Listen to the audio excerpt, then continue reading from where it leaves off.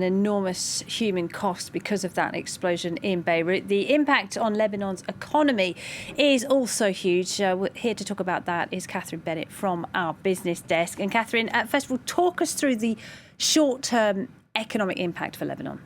Well, first of all, one of the things that you have to bear in mind is the fact that Lebanon is a country that produces very little itself. So its imports represent about 75% of all of its food needs. Now, Beirut's port is the most important hub for imports in the country. And so the explosion had the effect of rupturing all of those supply chains. Now, the blast destroyed the country's main grain silo, leaving a country that needs to feed 6 million people with a fifth of its previous capacity and only a month's worth left of grain in its reserves. So in the short term, that explosion has had a huge impact on food security, and that's been made worse, of course, by the country's very unstable local currency. Now, the country entered hyperinflation in July earlier this year, and currently the Lebanese pound is trading for over £8,000 to the US dollar on the parallel market. And that's, of course, far, far above its official rate. It's pegged to the US dollar at £1,500 the dollar. So coupled with the local currency rapidly losing its value is the rising cost of food. And that means we're going to see hunger becoming a major problem in the country. By the end of the year, more than 50% of people in Lebanon will be at risk of being unable to access basic food supplies. And at the moment, 1 in 2 children in the country's capital, in Beirut, eat less than 1 meal a day. So to tell us a bit more about the economic situation in the country, we have Catherine Viette with this report.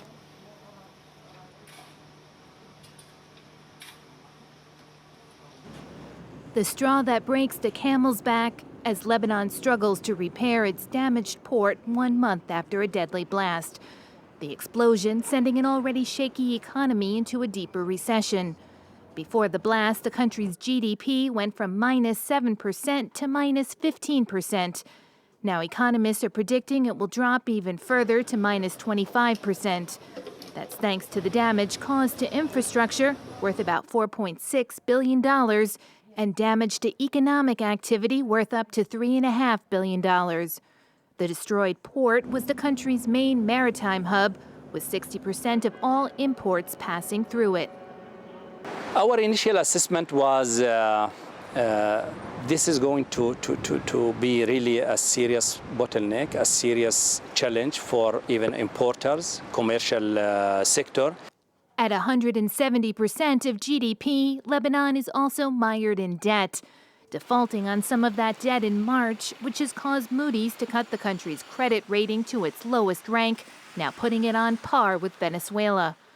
The coronavirus pandemic, too, taking a toll, helping to drive up poverty rates from 28% in 2019 to 55% by the end of this year, while the Lebanese pound has plunged, losing more than 80% of its value since last October, causing banks to freeze people's savings accounts.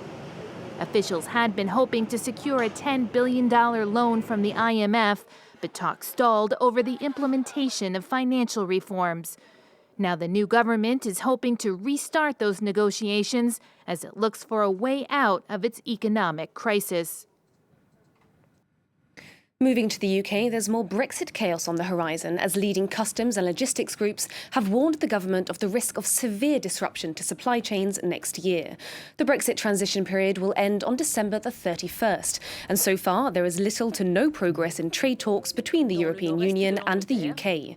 Now, trade lobby groups and leading freight companies have asked for an urgent meeting with the UK government to address the problems at the border. Logistics experts say that the government hasn't fully grasped the complexity or the scale of the task ahead of them. More than 10,000 lorries cross the channel daily, and technical problems at the border could bring supply chains to a halt. The US tech giant Apple has, for the first time, published a human rights policy where it says it is committed to freedom of expression and freedom of information.